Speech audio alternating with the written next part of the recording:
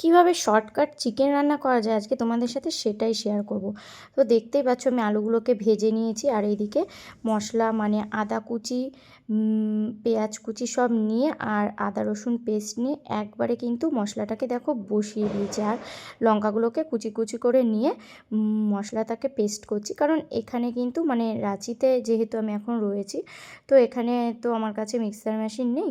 তো সেই কারণে কী করে অল্প সময়ে আর অল্প উপকরণ দিয়ে মাংস রান্না করা যায় সেটাই তোমাদের সাথে শেয়ার করলাম। তো সব মশলাগুলোকে কষিয়ে নিয়ে চিকেনটাকে দিয়ে দিয়েছি, আর লঙ্কা কিন্তু কুচি কুচি করে দিয়েছি, কারণ এখানে পেস্ট করতে পারবো না বলে। আর গুঁড়ো মশলা তো দিয়েছি, গুঁড়ো লঙ্কার গুঁড়ো টুড়ো দিয়ে একবারে দেখো চিকেনটাকে বসিয়ে নিয়েছি। এবার চিকেনটাকে কিন্তু কষাবো, ভালো করে কষানোর পর এর মধ্যে কিন্তু আমি ওয়াটার অ্যাড করে দিয়েছি। তো দেখো জল অ্যাড করার পর এবার একটু গ্রেভিটা মানে কমই করব আজকে, গ্রেভিটা একটু হয়ে গেলে নামিয়ে দেবো।